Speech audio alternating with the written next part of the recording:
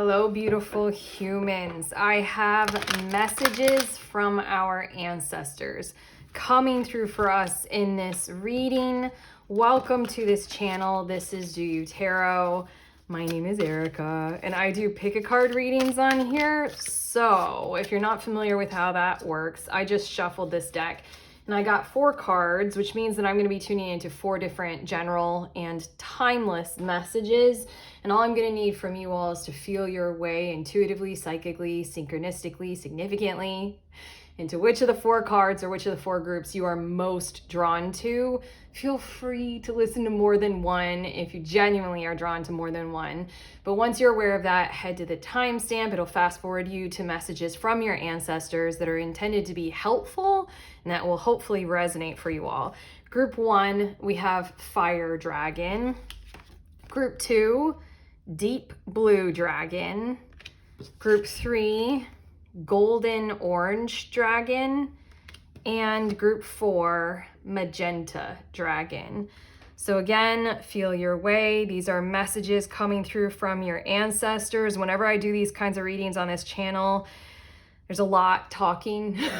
Our ancestors very much so want to connect with us at this time. So just, be prepared for a lot of very well-intentioned, helpful messages coming through here.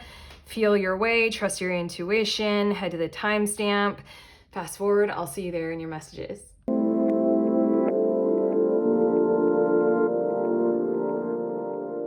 Hello, beautiful humans. In group 1, you guys were drawn to the Fire Dragon card. So these are your messages from your ancestors. This Fire Dragon card, it's automatically giving me the vibes of commitment and focus and the energy and the determination to see your way through something with loyalty and the function of commitment coming through very big. But it says burns up the lower energies around you. You are safe and protected. Be determined and inspired. Clear your soul pathway. What I feel like is there's this energy maybe coming through you. I feel your service to others at this time is being drawn on, like drawn up inwardly through you. I feel like if you really searched and if you really looked, or you actually might be very well aware of it, in your heritage and in your lineage, in your ancestry, that energy that we were describing, that commitment and that charge of what that even looks like and what that even means with those words that we channeled for you all. Group 1, I feel like an act of service. You're being called on for somewhere, for someone, for a charge, for an energy.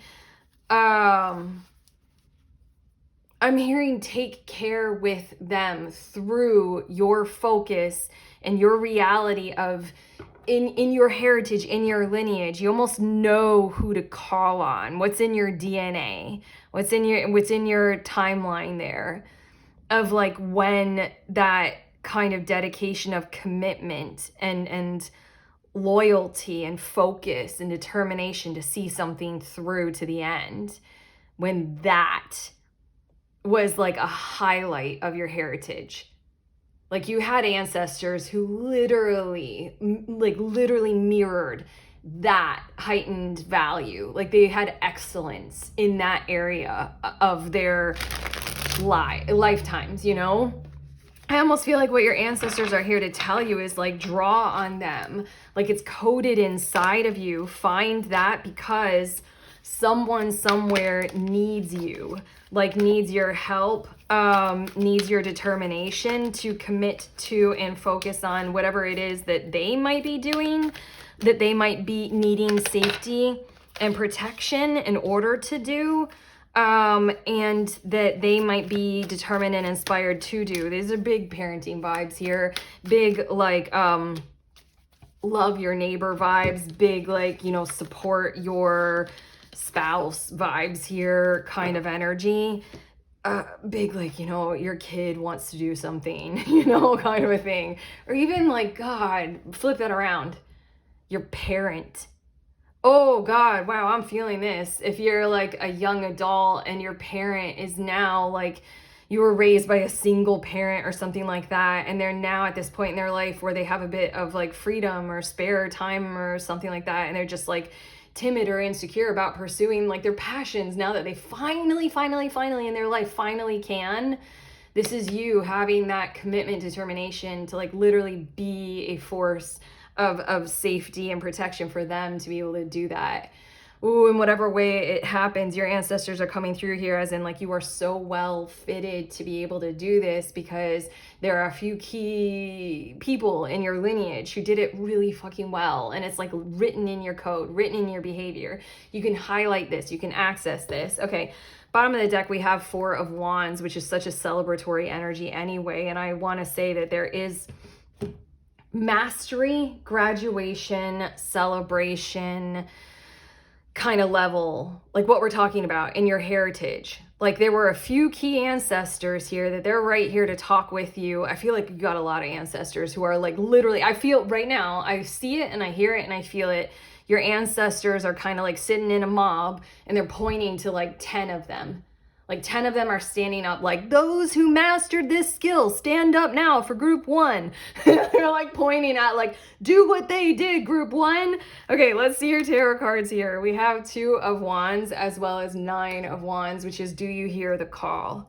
Do you hear the call? Someone somewhere needs your help. It needs your assistance. They're standing their own. They're doing what they can. They're holding their own. 9 of Wands, wounded warrior. They are not giving up, but they need help. They need assistance to burn up those lower energies surrounding them that are assailing them and assaulting them rather than assisting them. Feels like they have a very pure energy. They are inspired.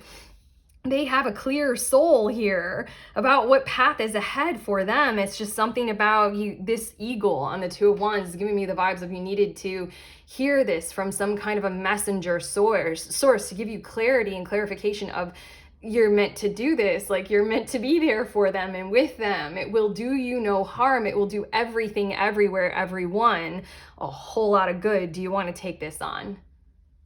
Okay, we also have Empress as well as 2 of Pentacles, and then we have Queen of Cups and the Devil. Yeah. I don't know, giving from the heart space might feel wrong at this point in time, and I'm not exactly sure why, nor is it very important for me as your reader to go through getting a whole bunch of cards and clarifying why you're in this situation or time and space in your reality right now to where giving from the heart space would feel like a wrong thing to do. There's something about balancing that for yourself while also realizing where abundance truly does lie, where it is much more from that, you know, nonprofit, charitable, donative, I just made up a word, kind of aspect. I don't know, it feels like,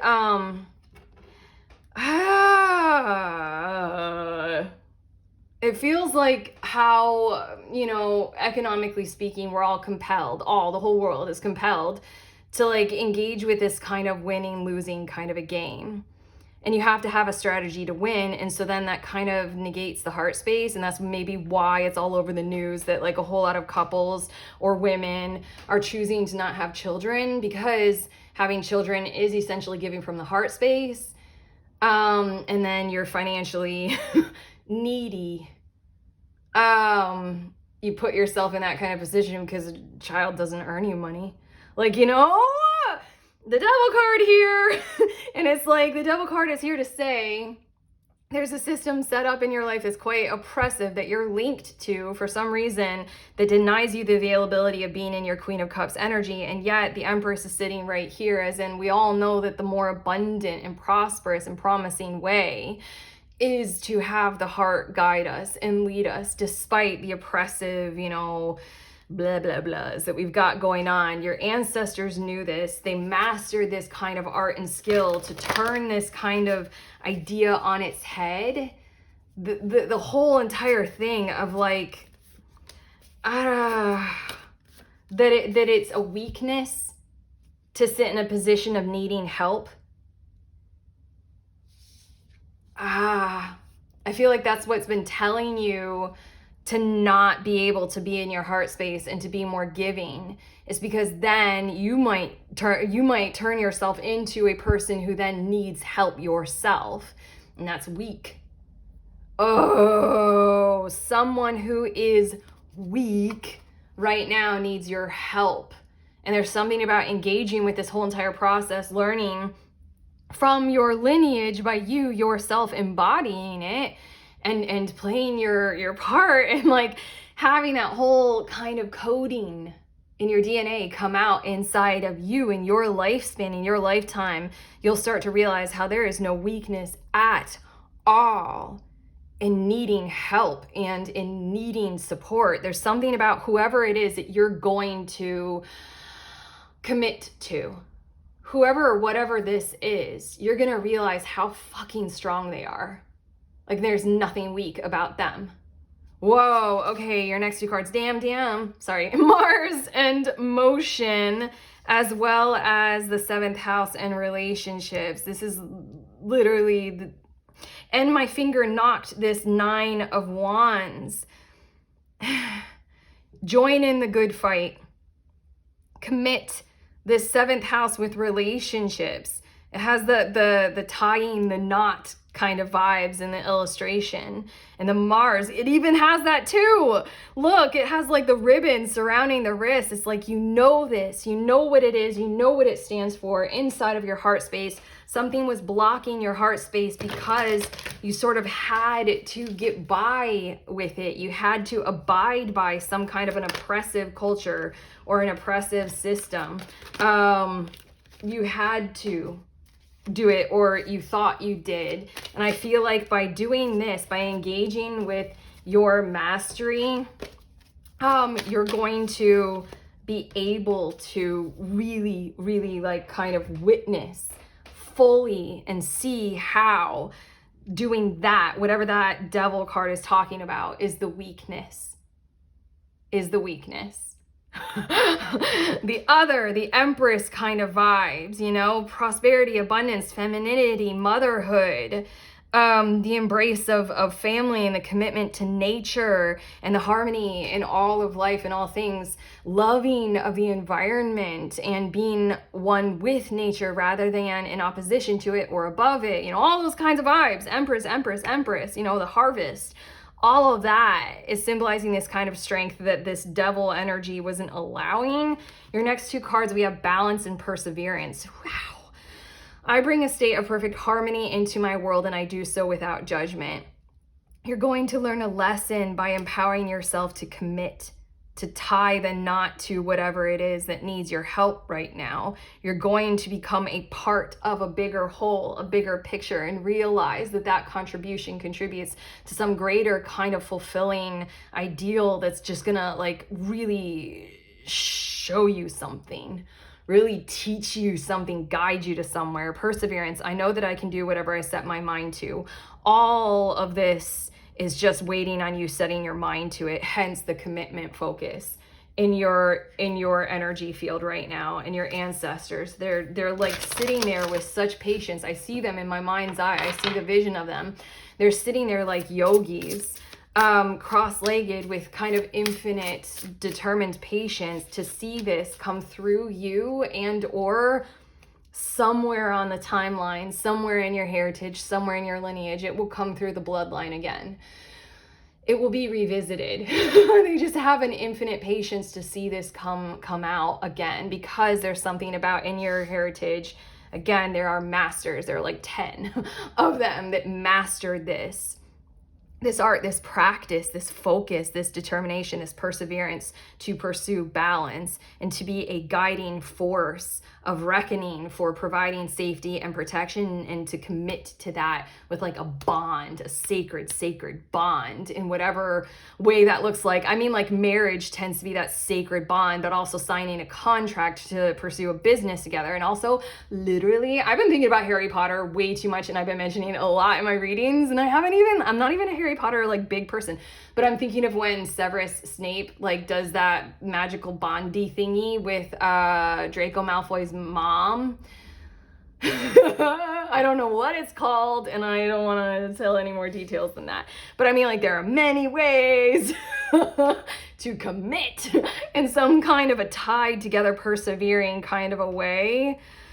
that'll really matter for you all. Okay, your next two cards, we have Alchemy, the Philosopher's Stone, Infinity, Destiny, and Magic. That's what we're talking about here. I feel like that's why I'm seeing your ancestors kind of in that peaceful, yogic, like Buddha kind of monk kind of a stature of like, time doesn't exist if it's not you. It'll be somebody else in the timeline. And it's just that I feel that they're sitting there like that because it's such a beautiful thing to behold. There's a beauty in being in the third dimension. There's a beauty in being a human on planet Earth right now, right here. It's such a gorgeous thing for those layers and levels of energy and entities at different dimensions that don't experience the same polarity and duality and extremes of severity of pain and suffering like we are right here, right now. You get to do this. And I don't think that they get to, because in order to exhibit the energy of commitment in its excellence and its like most vibrationally glorious form that your 10 ancestors have done, you have to be right here, right now. You have to be on planet Earth, you know, you have to be a human kind of vibes. You have to be in the third dimension or whatever. You have to be in this time-space reality is the best way to say it. You have to be you, group one. You have to be you. And if it's not this timeline of you, it'll be another one. You know, that's what this Alchemy, the Philosopher's Stone, is talking about. It's a bit of destiny. It's a bit of alchemical magic that exists within you. But time is infinite and, you know, they'll watch someone else somewhere else, you know. Whoa, okay. Oh, these are boobies, like very overt boobies. My daughter gave me this little toy, so I'll put it over the overt boobies. Very sexy sexual card. Nagas. God, I don't care about the sexy sexual, but YouTube does, and you know. Anyway, lovers, erotica, and sensuality, and it shows the tail, the two tails of I forgot the name of the basilisk. There we go. It shows the tails combining again in that same kind of commitment energy. And it also is evoking your sensitivity to your desire. Who and where and what do you desire most right now? It does not have to be a person for the sake of, you know, coitus. It literally can be an activism cause. It can be a group of people that you want to work with. It can be your kids, your family, like we were saying. Oh, I dropped a card. Hold on. I dropped 3 cards, and you need all 3. Yeah, it's just, what do you want to tie yourself to? Unburden yourself with the idea that tying yourself to them or to there or to that is a weakness. It is a desire, and your desires are not weaknesses at all. This Devil card, it might have like transitioned or transformed that. It might have co-opted the idea of what you desire is a weakness, and therefore it's your addiction. Something about like transcending that and reforming it inside of yourselves so that you can truly see true desire, like pure intention, true desire coming through. There's somebody or somewhere or something that is so pure that really, really needs you. They have a clear soul and they need you right now. Okay, the 3 cards that fell, we have Journey. It's time to prepare for a journey. That's the 2 of Wands card right here. Do you want to take this on? If you do, your ancestors are right here and they're fucking excited about it. They're all getting up and they're cheering right now. They're celebrating because they get to witness yet again that 4 of Wands excellence and mastery of some kind of commitment level skilly thingy.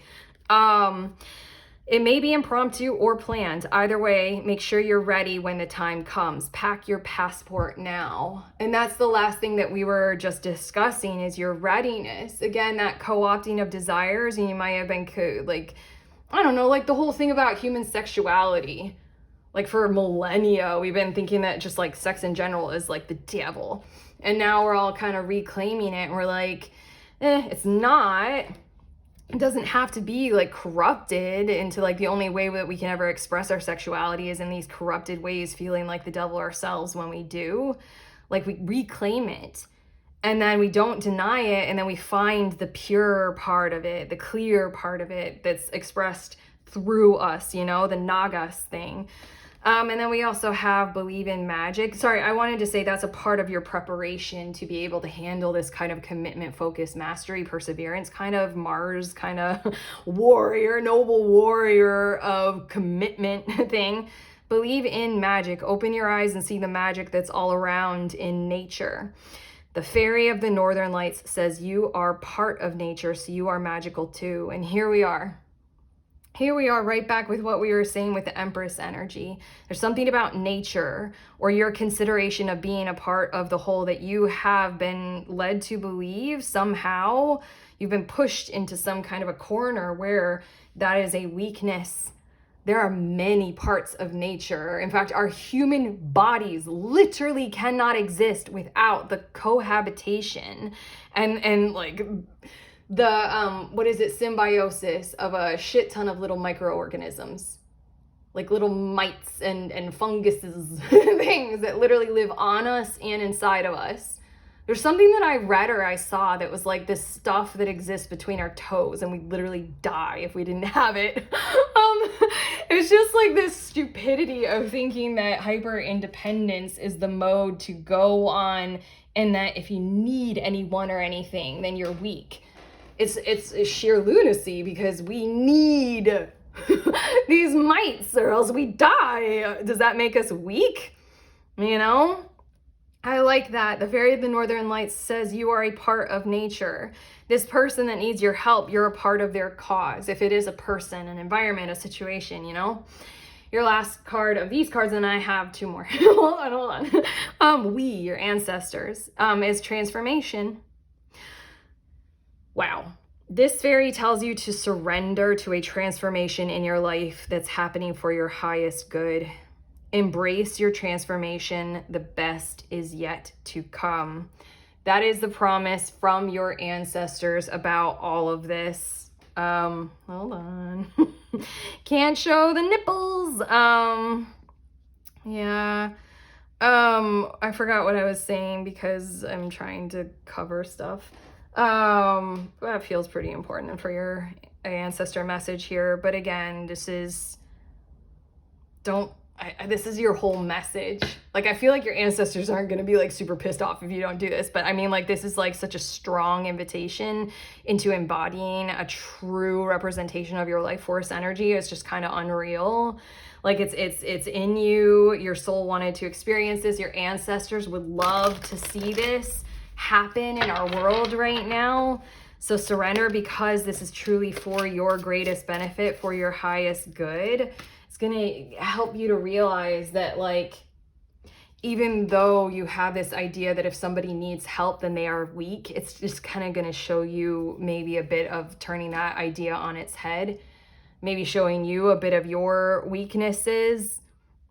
And then it's just going to like turn the whole world around for you big time. The best is yet to come. You're going to see the reason why your lineage carries this mastery. You're going to see what's to come from it. Your last two cards, we have ear chakras and visualize success. Both of these look so similar. They look very much like the Empress, very much like angels in the garden kind of a thing.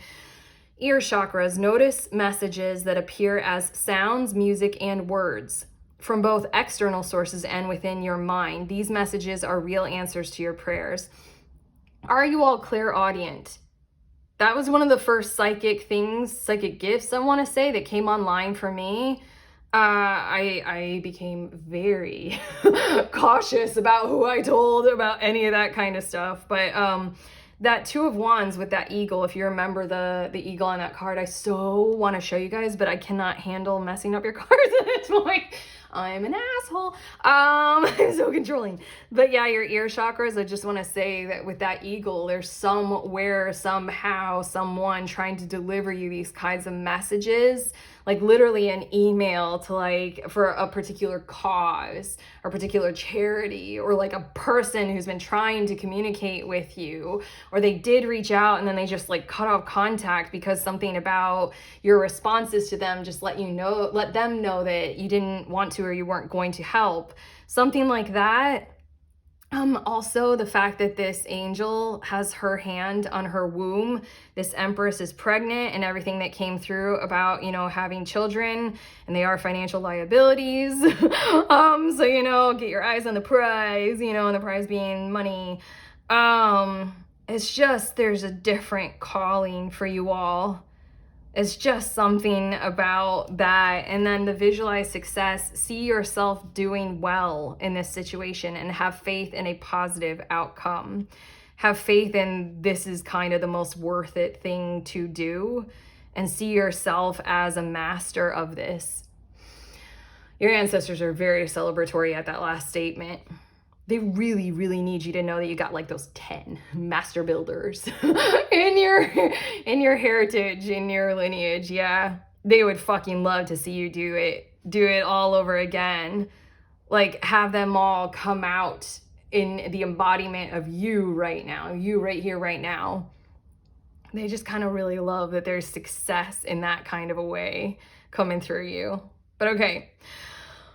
That's what your ancestors have for you through my voice, my hands and the cards, okay? How do you all feel, group one, with these messages? You can let us know in the comments, give us a like, subscribe, all those beautiful things. Also, links in the description of this video for tarot offerings, including the link to the next group tarot at the time that I'm gonna post this. I think that'll be on the very next Saturday.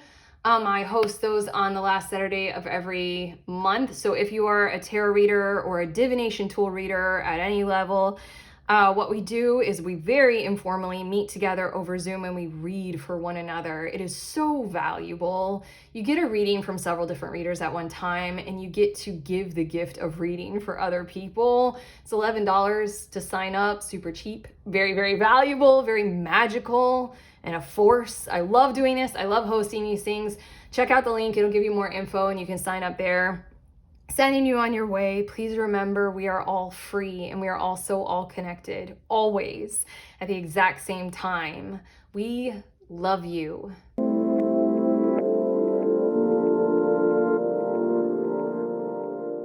Beautiful humans in group 2, you were drawn to the deep blue dragon. These are your messages from your ancestors. I said this in the intro, but whenever I do these ancestor readings, a whole lot wants to talk with you.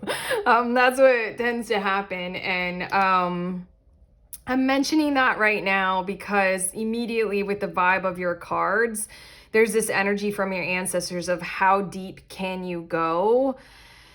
There's something about, like, in your life in general, in your field of study, in your passions, in your pursuit of love and, harmony with self, it's just like the deeper, the better. The journey involves going as far as you possibly can go into your particular area of interest, where you're at in your life and what you most want to pursue. It says keeps you safe by clearing your pathway, trust that you are protected, walk on a path of light. And I feel like this is the vibes of like deep sea exploration. It's kind of like how every time, like, there's always that news article that pops up of like scientists have discovered 100 new species in the bottom of the whatever trench in the seafloor. It's like we know more about the surface of the moon than we know about the bottom of our oceans. It's that kind of vibe. But what I'm getting is that the more details that you can discover and provide for yourselves and others, the safer and clearer your whole reality will be. I want to say your path because that's what the card says. But what I'm visualizing is like literally the field of existence surrounding you in any given now moment. How deep can you go? How comfortable are you with the details of self and other, the exploration of a particular topic, looking at the dank and disgusting parts of our reality, like turning a log over and seeing maggots, or, and literally we're tuning into ancestors and they're right here owning up to this. There are dark parts of history that your ancestors played a part in. Like, I love how we love to, in the spiritual field, be like, honor our ancestors with our altars and stuff like that. But like, how many of us are willing to own up to whether we've got like a Pol Pot or an Idi Amin or an Adolf Hitler in our heritage. Like, we're not going there. Like, when we talk like that, it just really feels like the more details that you can be aware of, the safer you are, the safer everyone is, the more inclusive you are about the nitty gritty and the love and light, the better off you're going to be in the long run, is a bit of your message. But we're going to get some more cards about this. No secrets. Jesus, that makes me want to cry for some reason. Very much channeled. Like, no secrets. No secrets are involved in your personal evolution from here on in, moving forward. Just no secrets. Don't involve yourselves in them, and don't pretend as if you have to play a part in any of them or keep them or hold them for any amount of time, any period of functioning, or any kind of grace of commitment at all with that kind of stuff. Wow, okay. Ancestors, they always talk a lot. Magician is on the bottom of the deck, and it feels as if you're in a moment in time of expansion, and maybe that's why I did this with my hands, because it feels like an energy field surrounding your now moment, your presence of your now moment. So to talk about the path ahead, that's up to you to determine where you head. You're the magician. You're in charge. You've got the fire. You've got the zest. You've got the energy to do a whole lot right now in a whole lot of directions if you want to. It's just like the simple mechanism of your choice and your determination of what direction you want to go in. But this is sort of like the nitty gritty of the details of how to do that in a way that is safe, protected, clear, and your magnetism is amplified and on point, so that you reach an alignment with, you know, what you want is wanting you, and everything becomes a whole lot safer, easier, and crystal clear. Again, keeps you safe by clearing your pathway. How deep can you go? How many details can you include? No secrets.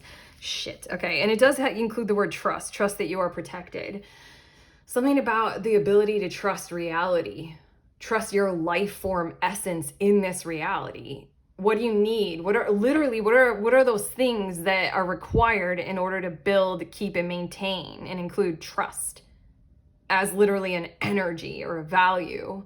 Ooh. Okay, we've got the Hanged One and the Page of Cups, and it feels like one of the most important parts of that one of the most important values, I need to say, for you all right now is the clarity of a transparent form of an expression of intention. Pure of heart, pure of spirit, pure of goals, pure of values, pure of intention is one of the most important things to be expressive of, to seek, and to be really clear, like clarify whether or not that is there with whoever you are dealing with, whatever you are pursuing. It's kind of like if you are deeply politically involved, this is the energy of like, don't commit yourself to that candidate unless you fully fucking know every detail of their picture, their life, what they have done. Because how many times do we have to do this with famous people where something surfaces like 10 years down the line and it was like bigoted or racist or sexist or Me Too or, you know, so I don't even want to mention the famous rapper who's in the news right now. I mean, like, there's this energy of like, be crystal clear about where things are crystal clear, and there are pure hearts, pure intentions, like pure truth coming through.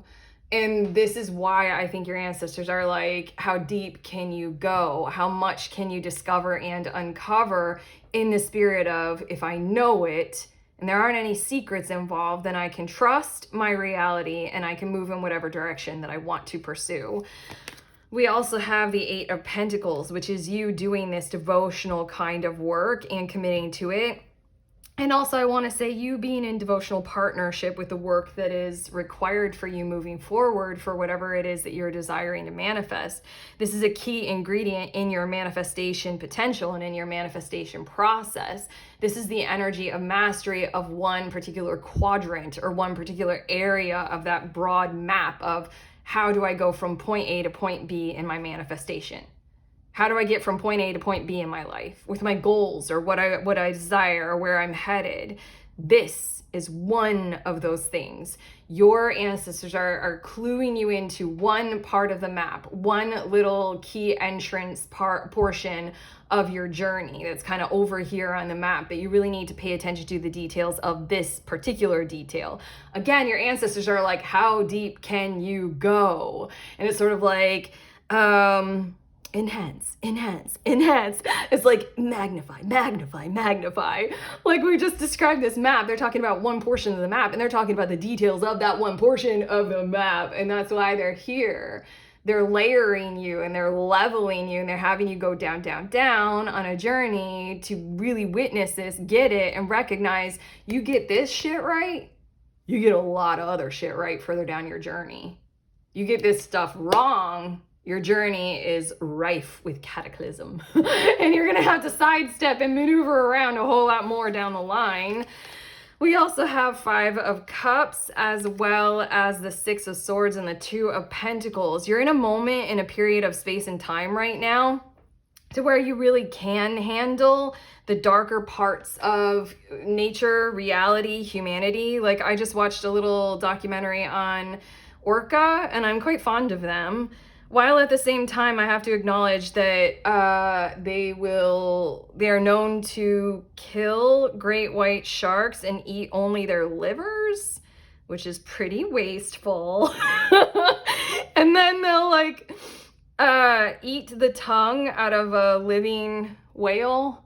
Leave the whale alive and they'll eat its tongue. I mean, in some of the darker, more heinous movies that I've watched that show like the medieval times and the Middle Ages where they have like torture or like, dude, literally all of Game of Thrones where they have like torture things. And I'm like, I'm the type of person in my adulthood where I will not watch it. I'll fast forward. I will cover my eyes and ears like a baby. So I mean like, like when I think about it in human terms, like somebody eating the tongue out of an, no, I'm not talking, I'm sorry. But yeah, it's dark, it's harsh, it's horrible. Your ancestors are right here to say that you have the ability to see the whole picture right now, and you have the energy inside of you to take that on and to be inclusive about it. I feel like mentioning that there was a period of time, very briefly, the end of high school and the beginning of my first year of university, where I literally watched like 10 horror movies. And I'd never watched horror movies before in my life. And for all 10 of them, I was not disturbed by them, nor did I have nightmares, and they didn't like do any damage. And I just told you how I like at this point in my life, I'm like, no, I can't. So I'm bringing that up because your ancestors want me to say you're in that type of zone where you can watch the horror movies because you need those details. You need to understand. You need to include. You need to be aware of so that you can know further down the line about the orca and the way that they eat. Okay, your next 2 cards, we have retrograde with review, and that's where you're at right now. I want to say that don't be afraid to allow time to stop or slow and magnify. That's the benefit of retrogrades. When people complain about like, my email didn't go through, that's cool. Double check it.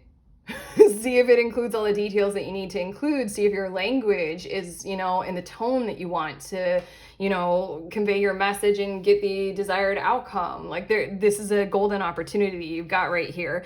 And the South Node is the past. And this might be for quite a few of you, the exact area that we're talking about regressing to.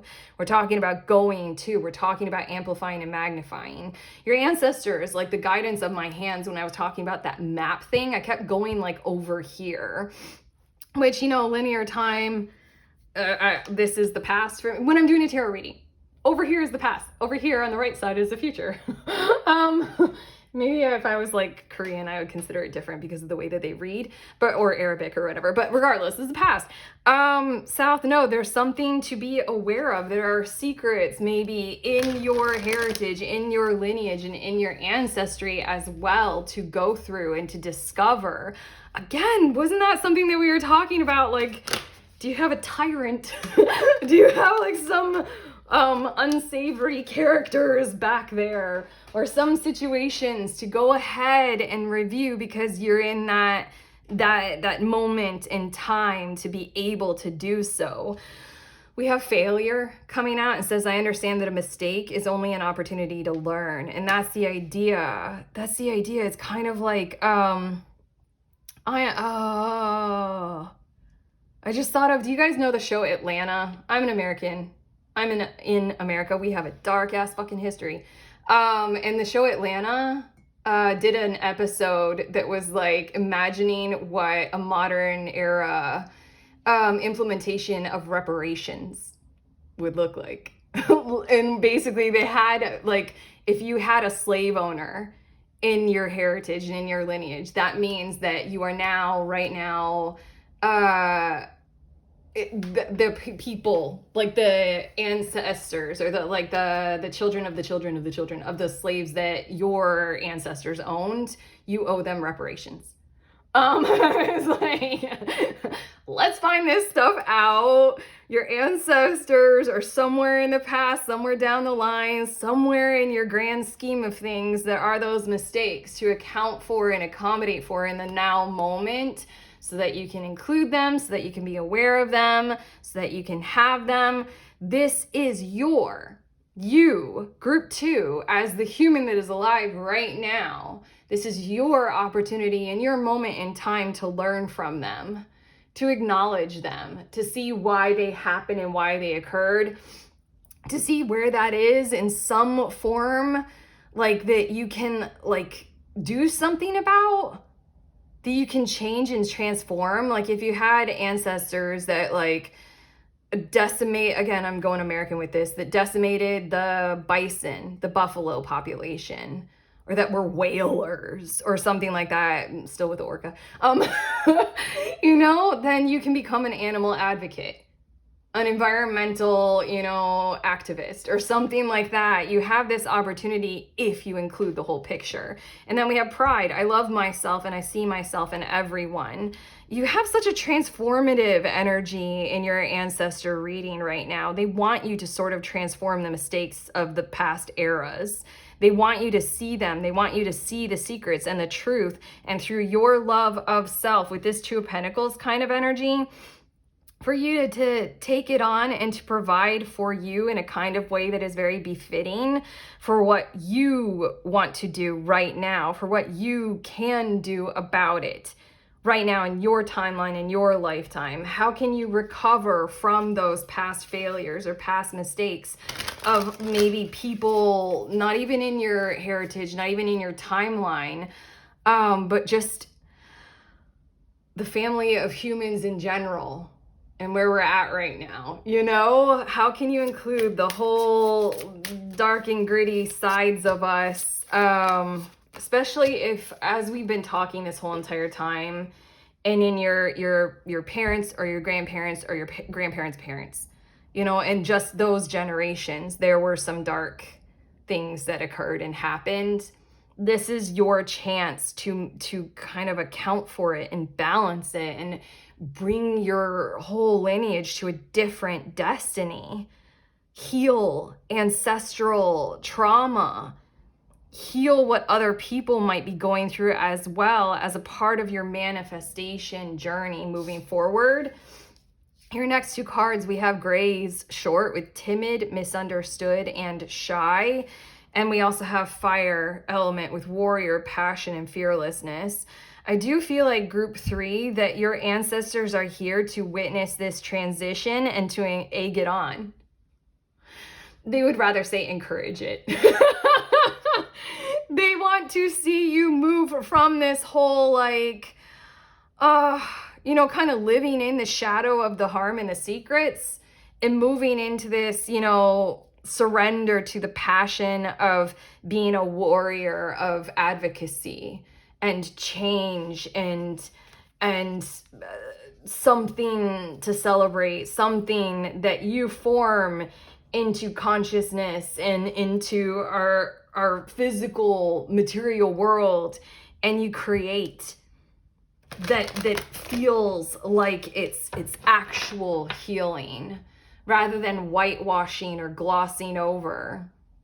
I'm feeling like, okay, I lived in Australia, and I feel like they were making an effort to acknowledge and accommodate for Indigenous, Aboriginal culture. I toured around Australia a whole lot, and in a lot of different places, there would be signs that would talk about like some nature formation or something like that, in white person, Australian kind of a way of like, this is what this place is, and it includes this eco zone and blah, blah, blah. And then as like a little side note, it would say the Aboriginal culture called it this, and they thought it was this, and in the dream time, they would say this. And it felt like an effort, but still, I don't know how to describe it. And I'm trying, like, your ancestors are telling me to say this to you. It just, like, for me as a tourist, it didn't feel like I was actually, like, connecting anything. It didn't feel like it was really thick and full and vibrant and there. Like, it just felt like it was, you know, Australian culture trying to make up for a severe amount of damage that it historically has done, you know, as a colonizer. Yeah, it just feels like let's include even more. Let's go there because we're looking for a very fulfilling, like kind of fleshed out resonance to our resolve, to our healing, to our resolution that we've got going on here. Your next two cards, we have solitude. Think of being alone as meaning you are all one and in total harmony with everything. The greatest treasures are those that wait silently during your quiet times. This is a deep blue dragon, and we are talking about how deep you can go.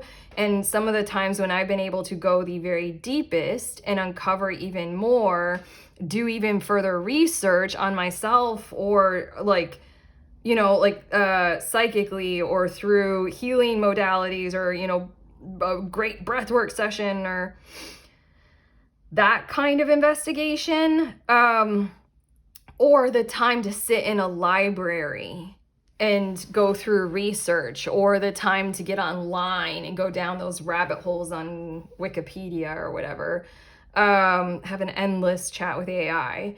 It really feels as if this is this moment in time that we're talking about. So heighten your availability. Again, the retrograde card. Heighten your availability of whatever alone time you might have, because voices will be speaking through you during that time. This is the moment in time where so many voices want to be included. Literally the voices of the behavior of Orca, that's a little unsavory to my palate.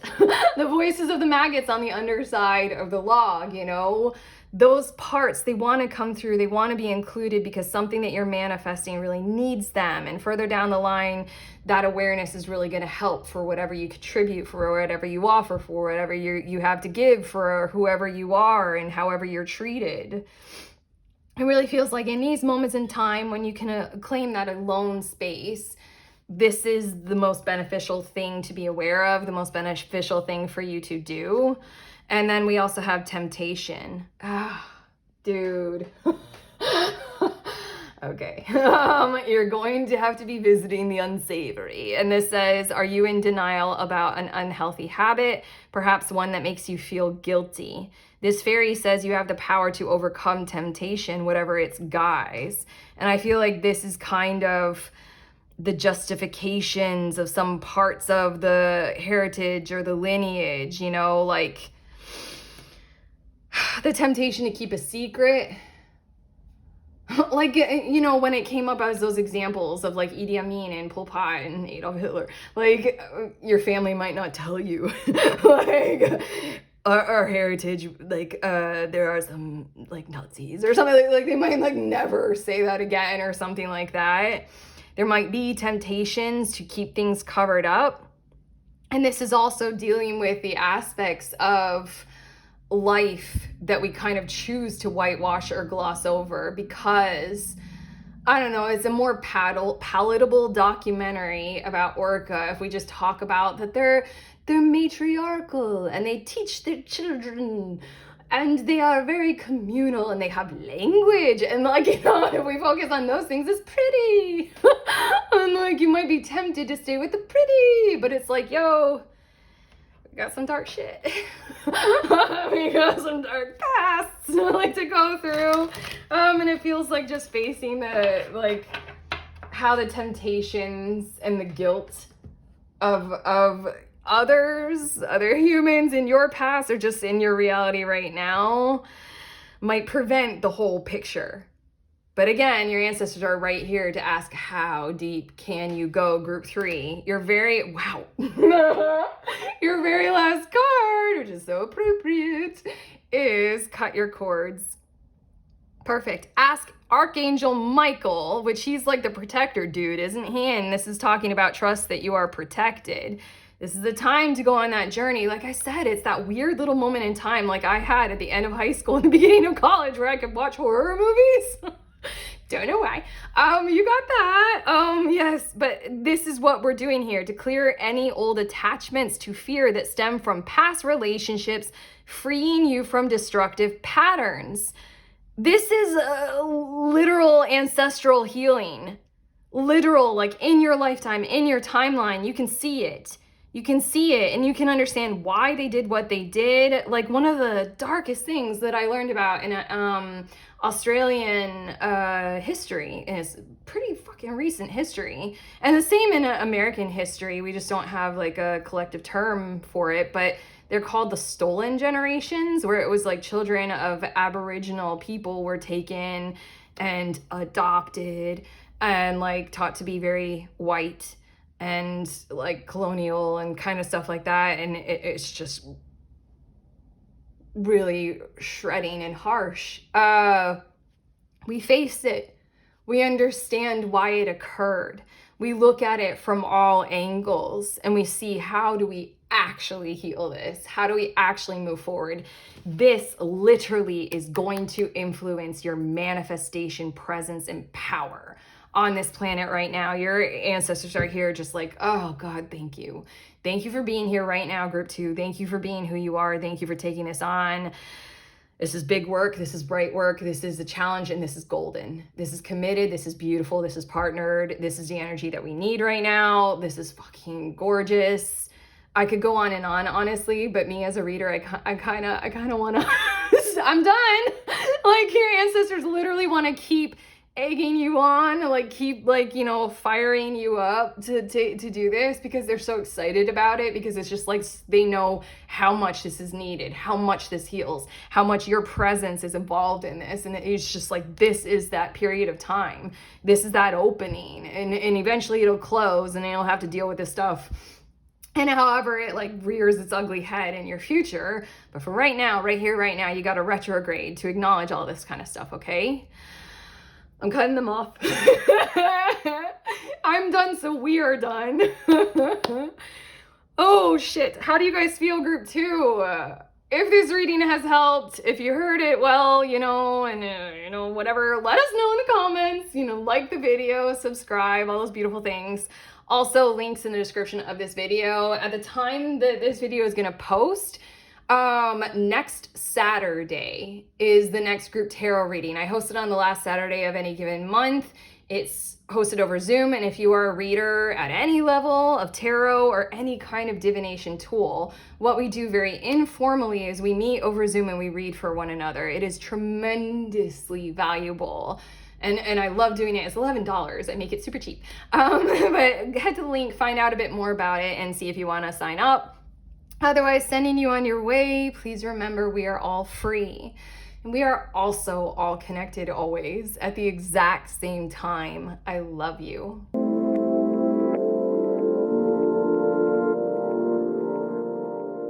Beautiful humans in group 3, you all were drawn to the golden orange dragon. So these are your messages from your ancestors. I did say in the intro to this video that anytime I channel ancestors for you all here, it tends to be a whole lot of messages coming through. So I just want to say, get ready for a lot of info. But okay, the golden orange dragon, I'm immediately getting the vibes of your ancestors are here to help you figure out this kind of thing that's going on right now in our modern reality of how to be like a bright light and magnificent without it seemingly dimming others, as well as how to give to others without that seemingly depleting you.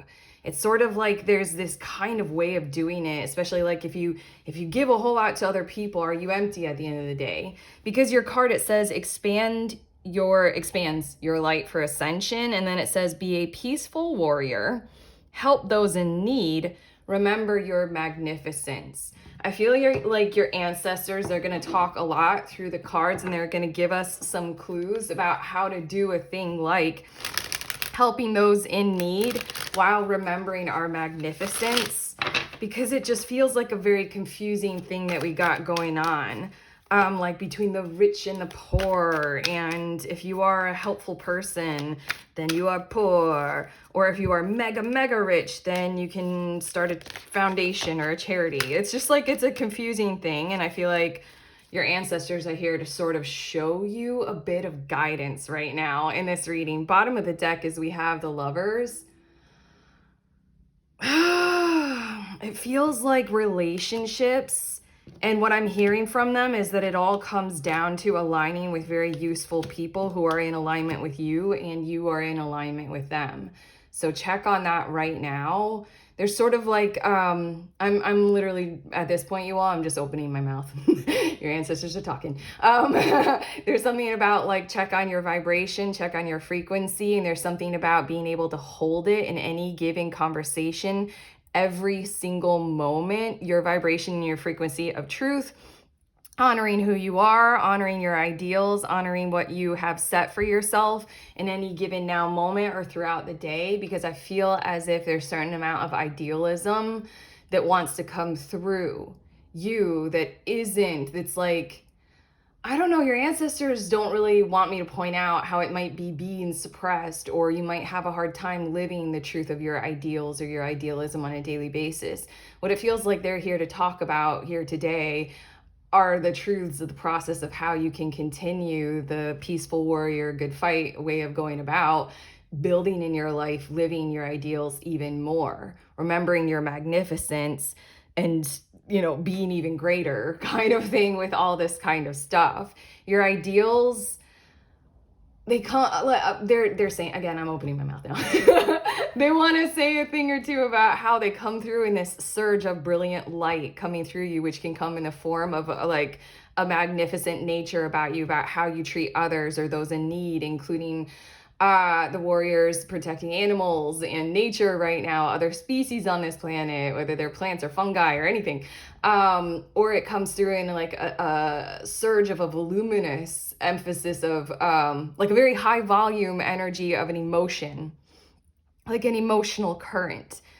There's something about the significance of that and allowing it to be there in any room, in any space, at any moment in time, and owning it and being aware of how magnificent it is, rather than subduing and suppressing. They're saying that like that's the foundations of this technology that you need to continue with, and you need to begin building more of, and finding the frequency in the now moment of when you're in a room or in a situation or in a dynamic with a person or people. Recognize whether or not they're sharing that same frequency. And there's a certain amount of, it's the Lovers cards, there's a certain amount of like choice of unconditionality. If they're not sharing that same tone, if they don't care the way you care or think the way you think, cool. Peaceful warrior, cool. Like, and then it feels like if they do, like literally your ancestors are like, latch on to that. I feel as if they're trying to tell you right now that you're being a bit more lackadaisical about the significance of when you find a like-minded or a common themed or emphasis person in your midst. There's something about like include, connect, do more, ask questions, respond, correspond. Is like, yo, they're right there. This is brilliant. You can magnetize and you can expand and you can increase the volume of kind of energy. But okay, let's get to your tarot. We have 6 of Cups with the Sun in Scorpio, as well as the 3 of Cups with Mercury in Cancer. They're saying go deep or go home with this kind of energy. It's sort of very, very much so sensitizing to your environment and kind of investigating the purpose of why we feel what we feel, and who we choose to be around and why we think what we think. These are things that we are all doing in our modern era right now, but your ancestors are telling you to do even more of that, be even more determined to discern the kind of mode of operating, mode of behavior that you're in right now, and discern fact from fiction. Discern, like the Six of Cups, discern from, like, yeah, we already know this. Your ancestors are so strongly encouraging me to only focus on the patterns for your future moving forward. I, as your reader, was about to include something about, like, you know, how you were raised in familial behavioral patterns and how they train us to behave in our adult lives or something like that. But your ancestors are like, yeah, we get that. We know that. And they're like, let's move on. We have the Queen of Pentacles. This is the objective. They're allowing me to say that this is the ideal because they really, really want you to harmonize it with and focus on the intentionality of ideals, what they're here for, why they're placed inside of us, maybe even the science of where they come from. Like, okay, they're telling me to say this example from a very young age, from the age of 9, when like environmentalism and that energy was like brought into my world and I started to learn more at school and around me about that, I became obsessed with it. Like there was something that was unlocked inside of me and it became my ideal that I still carry with me to this day, a strong environmentalist spirit trying to figure out what will fix this whole situation that we got going on. That's me. That's my ideal. And there's something about caretaking that, trying to understand where does it come from, why is it inside me, and how is it important? Because you have a gift of ideals, you have an incredible gift of an increasing volume of values that are brought up inside of you, maybe in this moment in time right now, for you to reckon with and for you to allow yourselves to step out of the way of behaving where other people can argue with you about them.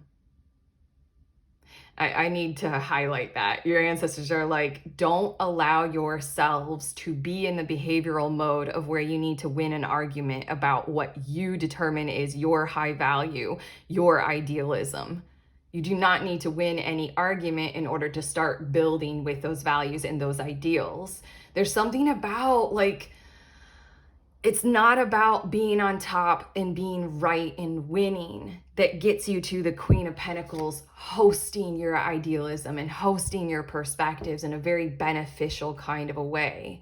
It's about aligning with others who are sharing that same vibe and going from there and building from there. It's about constructing rather than involving ourselves, group 3, in any kind of volume of the narrative of battle or war about whether or not your ideals are right or wrong.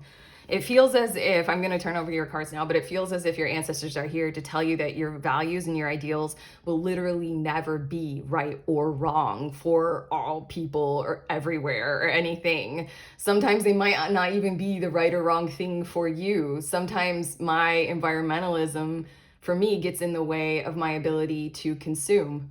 I have a hard time figuring out how to consume, well or sustainably. So there are certain patterns that as you move along, you make your choices and you make your decisions and you discover what ideals mean to you, how you want to define them and how you want to flow with them and build with them. We also have the Ace of Swords as well as the Seven of Pentacles.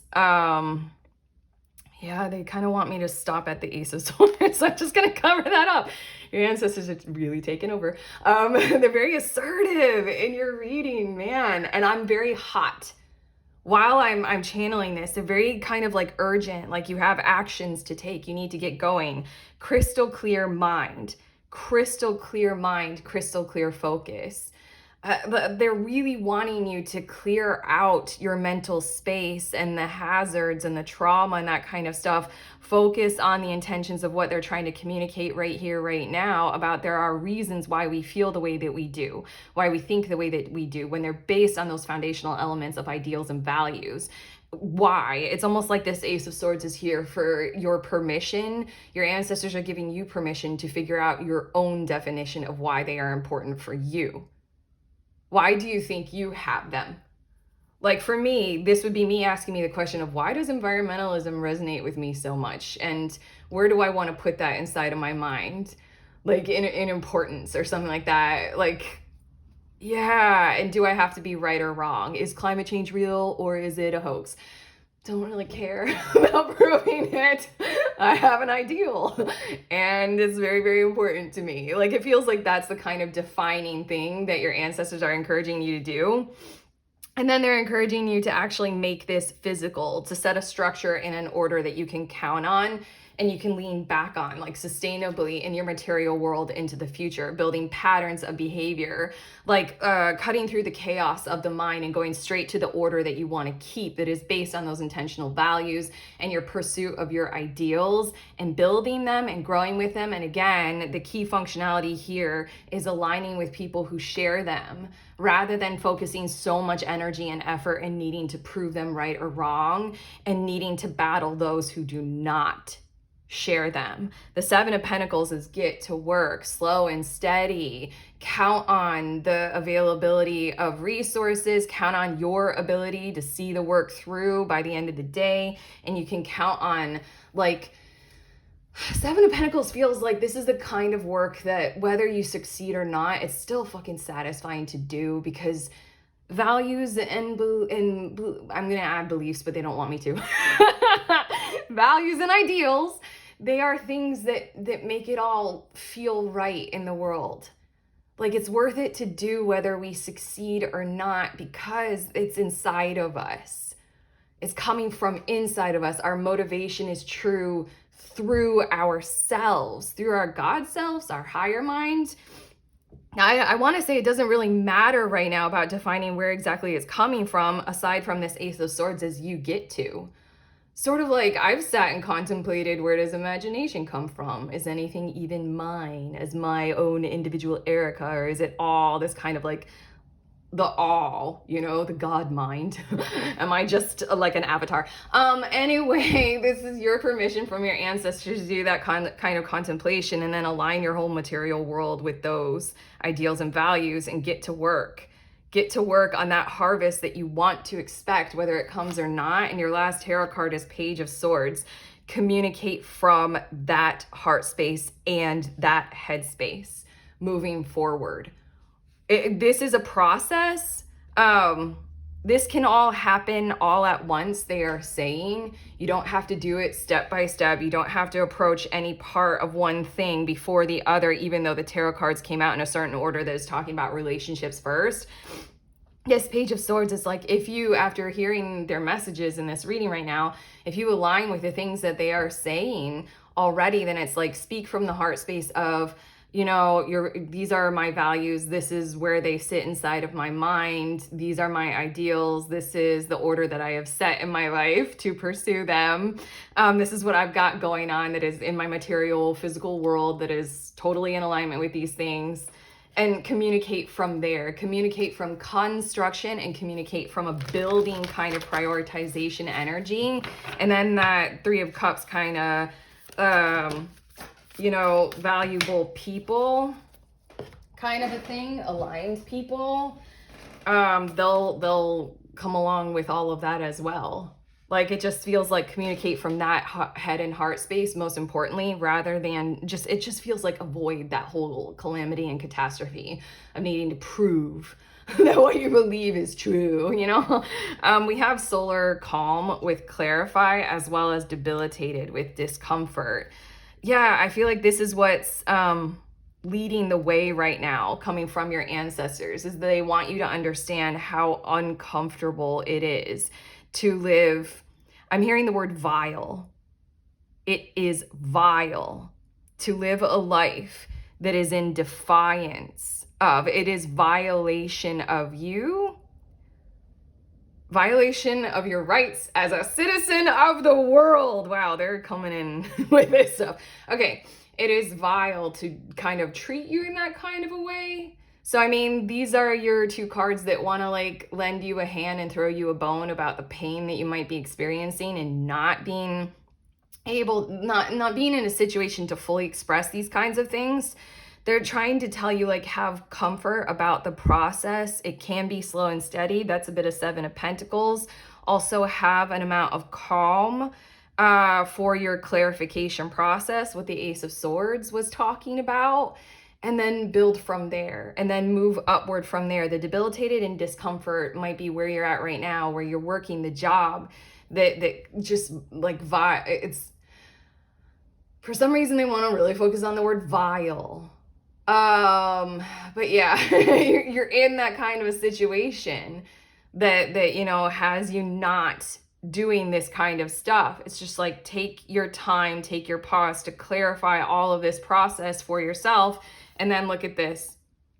First house, arrival with progressions and journey, and then take off, and then pursue, and then introduce yourself, or almost reintroduce yourself to the world around you, like for your own benefit. And then the progressions journey is that it'll be a long and winding road. It'll take the time that it takes, but it doesn't matter. The journey, it's sort of like travel is not about the destination, it's about the journey. And it's sort of like, I don't know, that would be like living life for the sake of dying really well. Which, I mean, we've had a lot of cultures like Vikings and stuff like that like emphasize dying well, and where you're headed to afterward. But this feels like it's about how you live. It's about the journey that you take to do your life. You know how some people say that, like, you know, that philosophical concept of, do we really fear death or do we fear life? You know, what is it actually going to take to truly be alive with your ideals and your values? Abundance is your next card, and it says, I am a limitless being and I can manifest whatever I desire in this physical reality. Calm first. Calm first, and then this is a promise along your journey, because again, there is the satisfaction of the abundance of that sensation of fulfillment and meaning in the work that you do on this planet, meaning in you being here right now and how you live and breathe, how you function with your habits, meaning in what you choose to build, who you choose to align with, and who you represent yourself as. This is a path toward an overwhelming amount of manifestation abundance in those areas.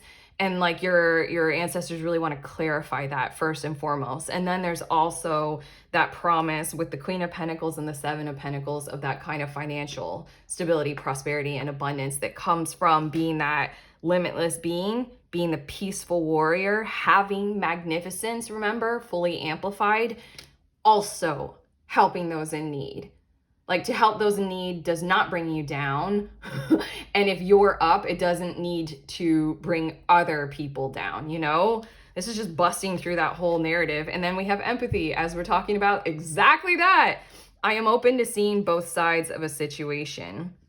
Again, one of the most important first steps they're intending for you is to clarify your intentions through your ideals and through your values. Set that apart as something unique and significant for you, and then to have empathy for all of those people and all of those situations, and fully clarify with yourself and others when it isn't a match, and do not need that to be right or wrong.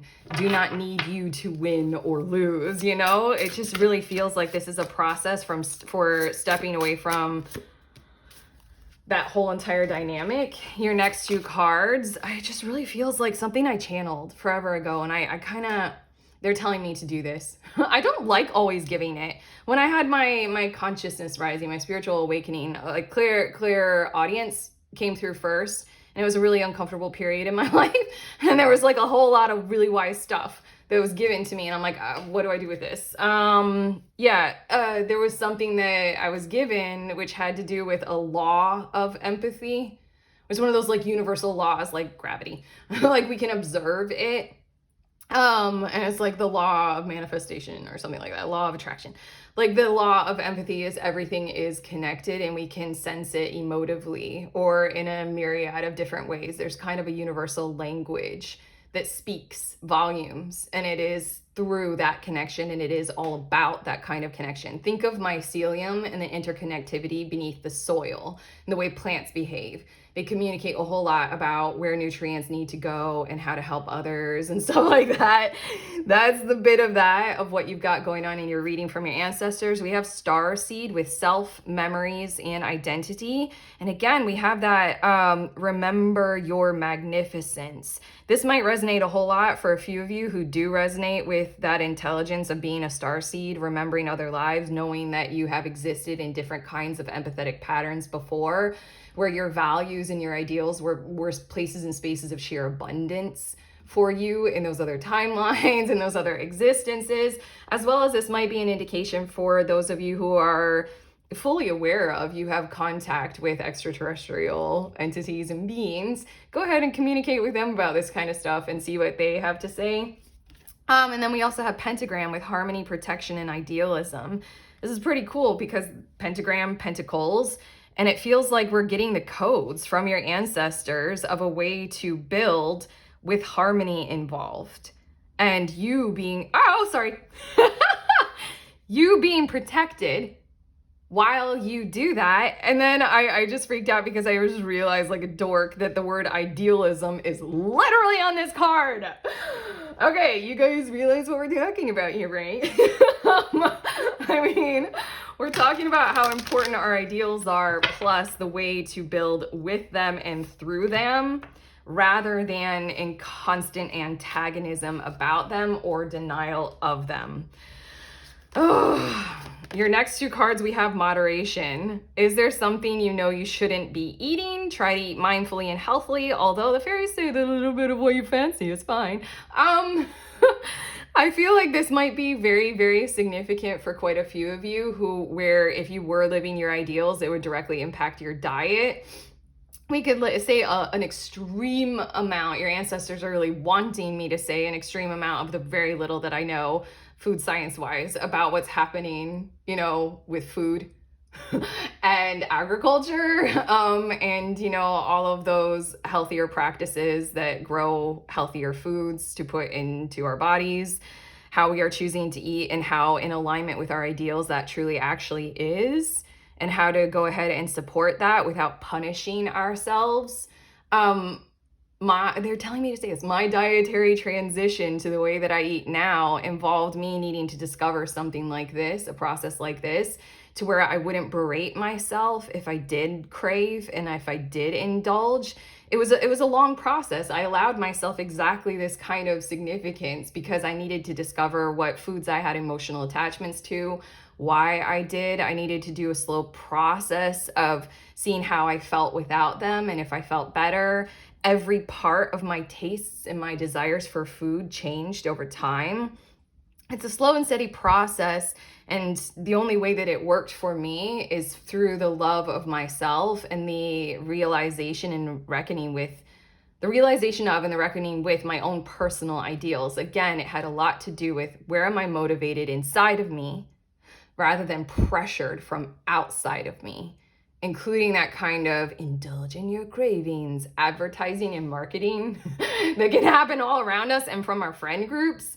I can't tell you how often in different social situations that I've been made to, I was going to rephrase that, but your ancestors want me to say made to feel bad about how my food is in alignment with my ideals. This is one example. I keep wanting to say this moderation card cannot just be about food, okay? We're talking about that in general in your lives, group 3. But your ancestors are really here to focus very heavily on food. And then we have protection again. Pentagram came out with protection and idealism. And then protection, it feels like with that 3 of Cups. The fairies of protection are shielding you with a magical fairy ring of love and light. Practice psychic protection before embarking upon any spiritual work. Every part of your reading feels literally like intentional spiritual work. Like you're here to have your soul sing and shine, ascension expands your light for ascension. So every part of this is sort of like practice these forms of protection. It's funny. Like oftentimes we've been led to think that protection comes from being prepared for battle. And the only protection that you can ever get is if you vanquish or kill off whatever might be your enemy or assail them or have vengeance or something like that. The only true protection will come if they're dead, you know, kind of a thing. Everything that your ancestors are coming through with here is meant to revitalize you and be a resource for protection in a different kind of form. A kind of a new era kind of a form, kind of a ultra empathic kind of form here. But okay, I'm gonna get your last card, but also the Three of Cups. Like, I don't know, useful, high quality connections and relationships that share those same ideals and values provide a layer of responsible relational protection that you might not be covered in right now. Okay, and then your last card, Indigo. Okay, I mean, we got Starseed and we have Indigo. The person you're inquiring about is an Indigo. Oh wait, why did I say remember? Dude, that is remember your magnificence. You have like a soul shine signature here in your reading that your ancestors really want you to know that they share the archetype of with you. You share their archetype right now, and you're here right now. You're here right now on planet Earth. You can do a whole lot with this energy. It says the person you're inquiring about is an Indigo, meaning a highly sensitive, natural born leader. Okay. Spread that law of empathy I heard so much about and don't know what to do with until your ancestors told me to do that right now. Yes, lead with this. It really feels as if that's a big significance, especially with that first house. You know, enter into the world like this, lead with this kind of energy. Again, it's just kind of turning the whole archetype of leader on its head and showing how a leader can look very, very different from, you know, the king who leads his army onto the battlefield, you know. Got different kinds of work going on here. But okay, we're done. I just checked. Your ancestors are like exhausted. They're like, oh yeah, we hope this comes through. Yes, that's what we have for you. Group 3. If this reading has helped, let us know in the comments. Like, subscribe, all those beautiful things. Also, links that I have in the description of this video for some really cool, useful tarot offerings. At the time that this video will be posting, next weekend, next Saturday, will be the group tarot reading. We meet together over Zoom. If you are a tarot reader at any level, or you read any kind of divination tool and you want to show up there, head to the link. You can read more about it. It's very informal, incredibly like wonderful, hugely useful. It's only $11 and we read for each other. So it's just like such a nice, safe space to love people and to provide quality guidance. So if that sounds like something you want to do, link, sign up. Otherwise, sending you on your way. Please remember, we are all free and we are also all connected, always at the exact same time. We love you.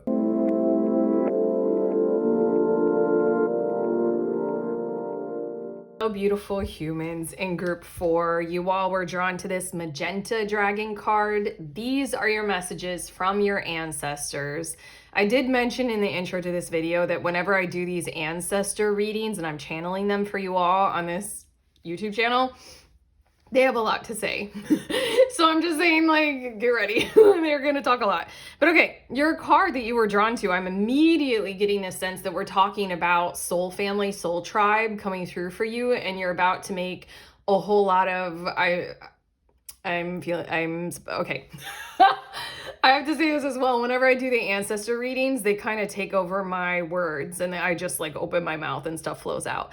So yeah, a whole lot of majestic connections. They want to use the word majestic. But anyway, Magenta Dragon, it says, enables you to bring forward your soul wisdom, awaken your soul memories and higher spiritual understanding, prepare for accelerated ascension.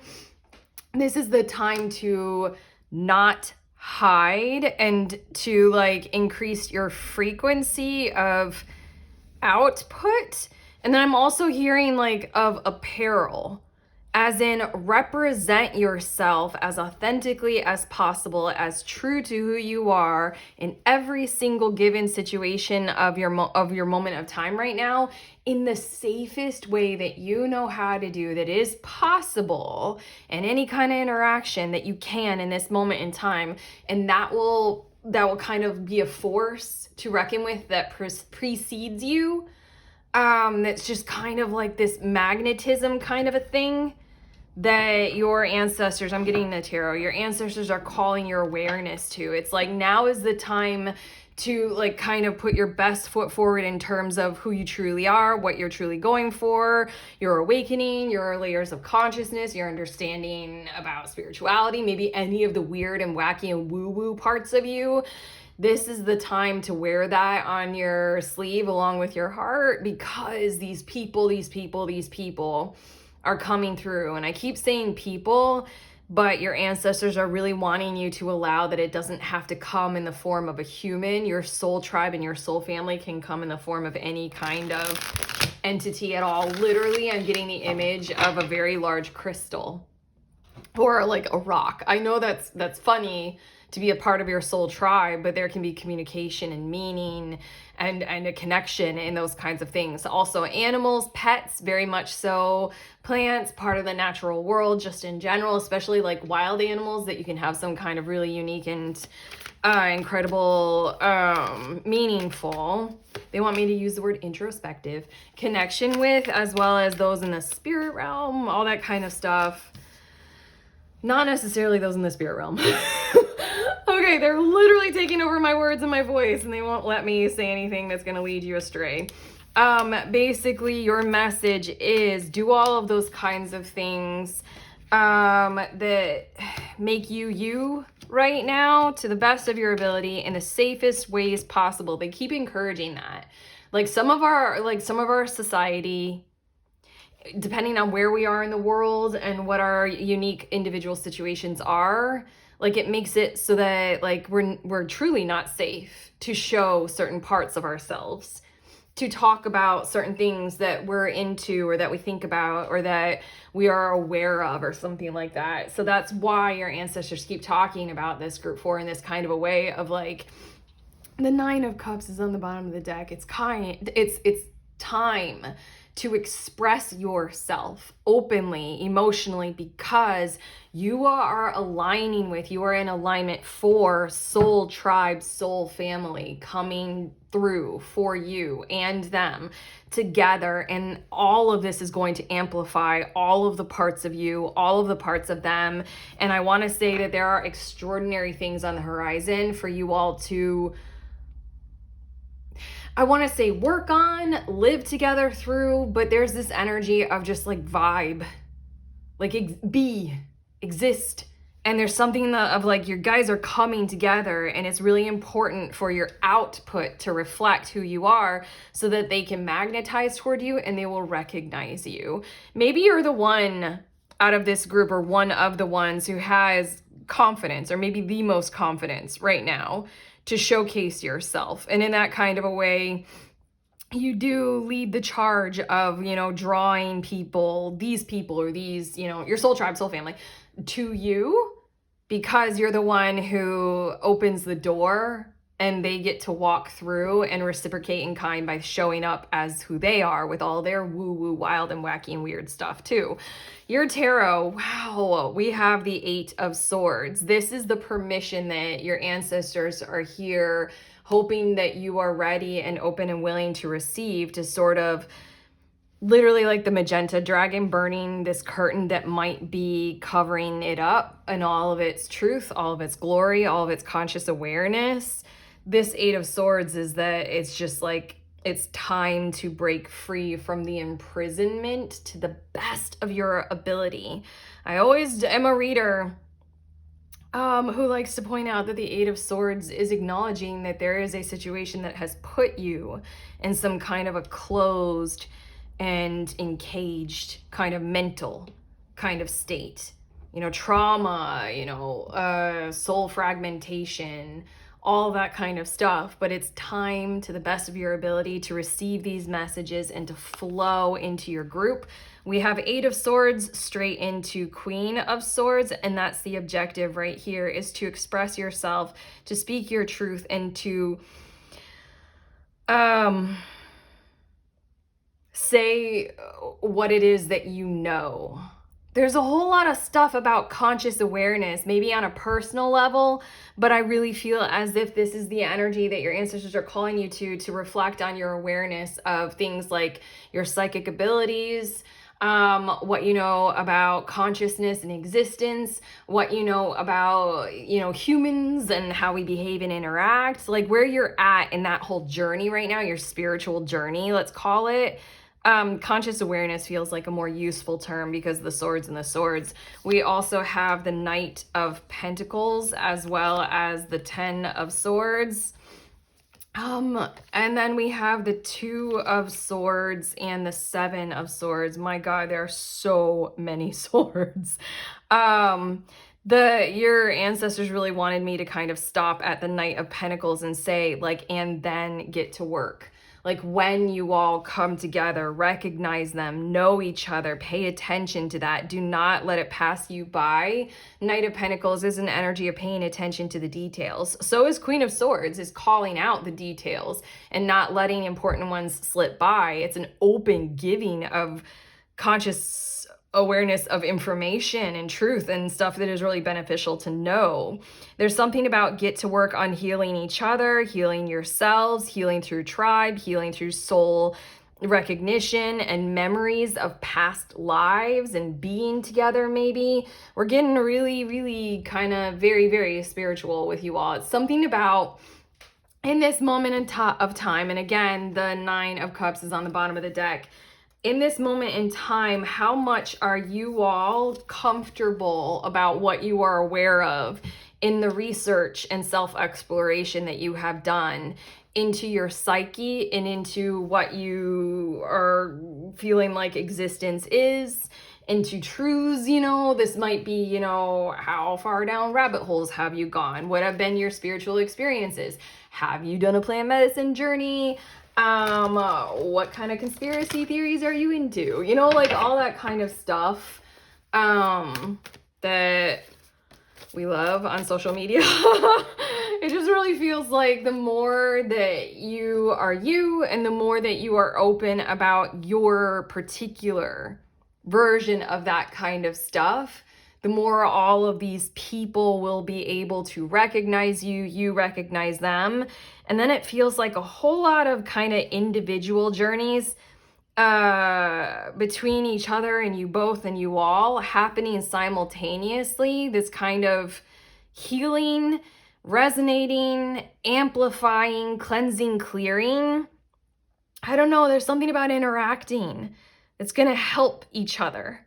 There's something about getting to work in that slow and steady, paying attention to the details kind of a way that's going to help clear and cleanse the energy field, the aura, the situations, the material world, yes, of all of you, but it's because it's inclusive. It's because you all will be like reflecting on each other and recognizing that you can do it together. It's very Aquarian, it's very collaborative, but it literally feels as if your ancestors are honing in on mental aggression, mental patterns, mental behaviors, why we think we need to do what we are doing because of maybe what we have been through and our fears that may or may not have caused what we have been through. There's something about being in this connection or these connections. I want to call it this connection. Your ancestors are leading me to call it this connection because it's a group that's coming together right now, that's gelling and forming in your life right now. It's the group. So I'm talking about the connection of the group. This 2 of Swords feels like a reflection kind of energy, like in the calm of that space that is functionally created for you all. You all get to reflect on where hurts are, what you all can do about it, and how to not create hurts and suffering into the future. That's what I feel like the 10 of Swords and the 7 of Swords are. is like there's something about such compassion, such energy of empathy, such synchronicity and similarity between you all, that you all can express certain things without triggering each other. And you can say like, ooh, like, do you see that pattern inside of you? And point it out to somebody, and then that's like useful and helpful, instead of that somebody being very triggered by you pointing out a truth or something like that. Again, Queen of Swords. We have Aries with act, and then we also have Juno with partnership. Wow, okay. Synchronous cards coming through from your ancestors. Like we were saying, you might be the one to have the courage to open the door, and the Aries is right here leading the charge, leading the way, as Aries does, as we do. And we'll do it first. We'll do it first, but the energy that your ancestors are leading you to and pointing out is that is for the sake of these partnerships, or the partnership of the connection that we're doing this for. And again, I just want to point out that this might have a lot to do with connection with animals, and plants.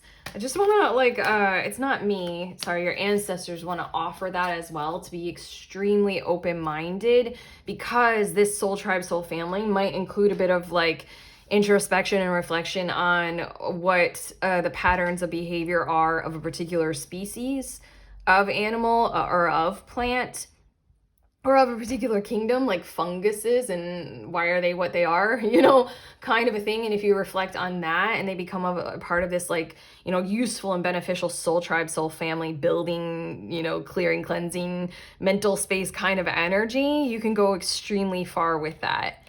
Extremely far. Like, kind of reflecting on like, can I behave in the way that I'm thinking of apes, a chimpanzee does, and how would that help me, or help the world, or help each other right now, And I'm also thinking of orca, because I'm always thinking of orca, because I have an issue. I have an obsession with them. Yeah, okay, enough examples. Your next card's indecision. I use my intuition in all aspects of life. These people, or, let's call them soul tribe, soul family, they have the ability to connect with you in such a way that it will feel like your own inner voice speaking back to you and toward you, and you likewise with them, which is again the initial force of this message from your ancestors, which is amplify, amplify, amplify. And you guys, fucking hell, look at this card in my right hand. It is legit the courage card. I find the inner strength to face fear with confidence. This is what your ancestors are calling on you to do. Act first, amplify first, in the way that you know to keep you safe, hold you safe as best as you can, but amplify this kind of presence in your world right now, because it is you who is walking through that gateway of fear and holding open the door for others to walk through as well, so that everyone can receive and benefit from being able to be and sit in this Two of Swords kind of position, where we're waiting for alignment, and we're waiting to hear our inner voice, and we're waiting to see where are we at in the flow, or can we feel the force of something. Like, it's just very much like a pivotal moment of decision point in time. And I feel like that's why all of you are coming together right now, is so that you can embrace doing that for each other with an awareness that you are doing it for each other. Because the more you all pause to clear and cleanse and listen, the more you'll realize we are speaking from such a similar, common voice. And is so the same vibration, the same resonance, the same frequency, that it feels like our intuition is one voice. Our inner voice is one voice, and that will speak volumes. Your next two cards, we have MIB with stalking, intimidation, and confrontation. And we also have Vesica Pisces with divine feminine, birthing, and fertility. There's this energy again coming through with protection. So do your best, group 4, with the energy of how you are receiving these messages from your ancestors in this reading, about what you think about their message. Like showing courage and acting and, presenting yourself. Where and when and how do you want to do that? And when do you feel safe to do that? There's this energy of, in order to birth something this beautiful, in order to create that and do that, you know, divine feminine Vesica Pisces, the combination of two, realizing that they have, I love this Vesica Pisces. It's like two coming together and realizing where the crossover is, and it's an I, which is very symbolic of intuition, very symbolic of our inner knowing, you know, what we can see in the dark. And that is a bit of what the magenta dragon imagery is showing. It's not just burning the curtains so that we can all see you, the magenta dragon. It is also burning the curtains so that we can see everything else around the magenta dragon. In a lot of ways, when it comes to birthing literally anything at all, like literally, like physically, like look at the animal kingdom. When an animal gives birth, they do things to be protected. Like I'm thinking of like massive herd species on the plains. They give birth like in a certain, like in the field, but protected by other members of their species. Bears give birth in the den. Marsupials literally have their pouch so that it can protect the whole process. This MIB is here in an open acknowledgement from your ancestors of have caution. Be aware of where and when and how you want to protect being able to do this kind of energy. How do you want to project it? Maybe on what social media platform do you actually feel good about projecting what kind of information, when, how, where, to whom? It's like, don't expect yourself to just like blurb and, you know, have courage and not caution. Your ancestors really strongly realize that caution, sanctuary, safety, stability actually needs to be built in your situation as well. Again, that Eight of Swords thing, for some reason they don't want me to point it out, but like the Eight of Swords is always this like situation that somebody was put in. It's just something about have care with yourself to build like your own sanctuary, your own nest, to be able to have courage in, to be able to project from, to be able to do the leadership thing so that other people can find you. I feel like I want to provide you guys with some ideas, but I feel like you guys know the ideas maybe. I don't know. There's something about like, your ancestors are telling me to give them my example. Like I tried out different social media platforms for various projects, and I found that the one I feel safest doing is tarot. And the place that I feel safest doing it is on YouTube. And that's what I found after a bit of trial and error. And that kind of sanctuary and protection for birthing these readings for you all is necessary for me to be able to magenta dragon my reality and my world. And I host the group tarot gatherings, like safe space, like privately over Zoom, so that we can do this kind of thing and meet each other and gather together in these kinds of ways that your reading is talking about, find each other. That's my courage, but it is severely protected. I mean, like I'm not just blurbing whatever anywhere because I don't feel safe doing that. So your ancestors wanted me to say that. Anyway, your next two cards, we have stargazing. When you gaze at the stars, you give yourself fairy focus.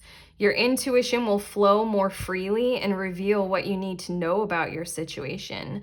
I feel like that's very important. Your ancestors are encouraging you to take the pause in this kind of a way and do those things that truly do give you fairy focus. Whether it is stargazing or having a mug of tea and sitting by the window, yoga, meditation, all those kinds of things, taking a walk, you know, do those activities that allow you the ability to clear yourself, listen to your intuition, and focus in on it. One of the many ways that I use tarot is to express that. I literally do fairy focus, like this card is saying, with a tarot deck. A lot of people do this. Like at the beginning of any given day, they're like, what would I need to know for this day ahead for me? Like, you know, it's a way to create a clear pathway of communication between intuition and self, as well as many other resources that are out there to help you create this kind of fairy focus of what are my priorities right now. It feels like this stargazing card is literally talking about this whole entire thing that your ancestors are calling your awareness to project thyself and authenticity and truth and woo woo wacky wild weird, that kind of stuff, and very focus in on what's important to you, what are your criteria, how will you feel safe, and what are your ideas for doing that. And then we have hidden depths. Something hidden is about to come to light, perhaps a secret or memory at the back of your mind. When we expose what's hidden, we can become free. That's the energy of all of these swords cards in the tarot cards that we got toward the end of this line of cards here.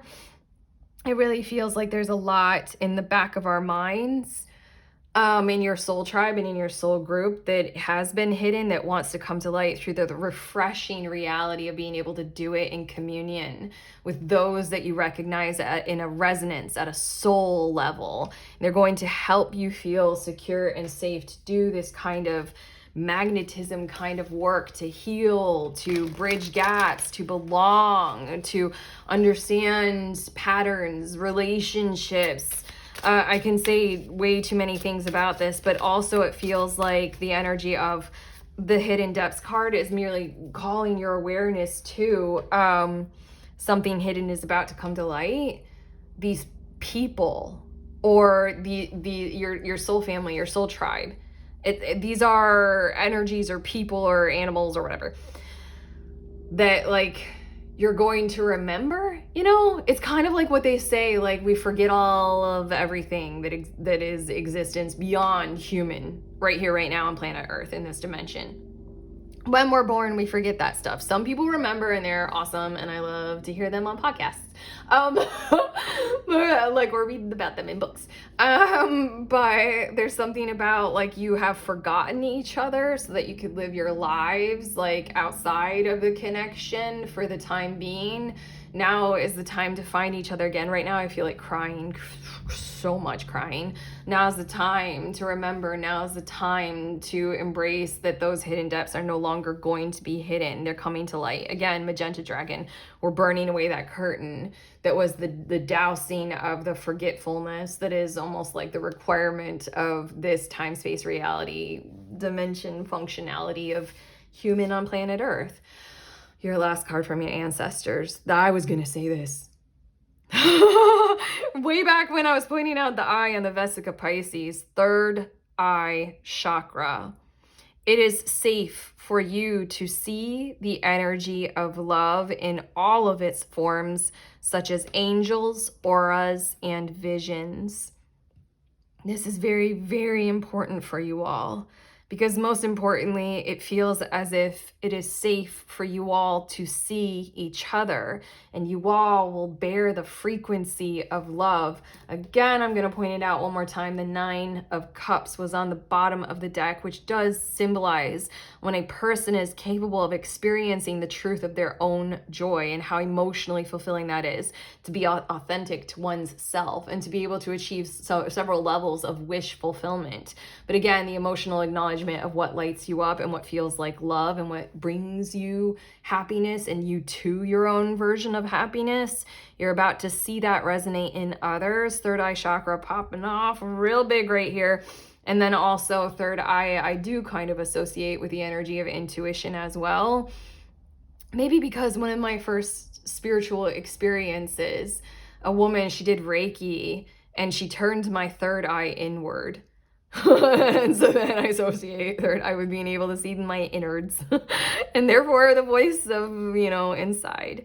But yeah, again, I love that your card, your last statement from your ancestors is to include that in all of its forms, such as angels, auras, and visions, orcas, fungi, chimpanzees, anything and everything, my friends, okay?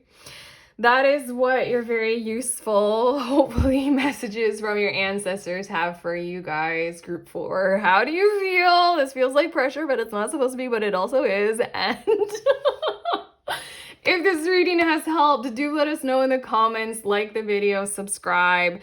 check out the links in the description of this video for some pretty cool tarot offerings. At the time that I'm publishing this video, it'll be 1 week away from the next group tarot gathering. Like I mentioned, it's a safe space. We meet together over Zoom and we read for each other. If you are a tarot reader, any level, or you read any kind of divination tool, it's $11. I keep it cheap.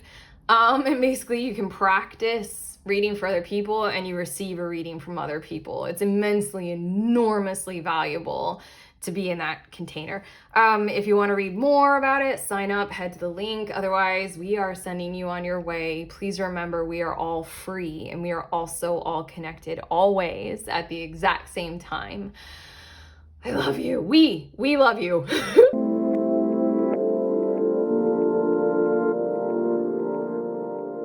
Hello again, lovely loved ones. I'm showing you the decks that I used in this reading in the order that I used them in, starting with the dragon cards that you were drawn to. Then this was a tarot deck, and then there's just like a whole lot of oracle decks that I'm putting down in the order that I use them in, but now I'm layering them, so you can pause, take a screenshot. But okay, the last deck, there you go. I love you guys so much.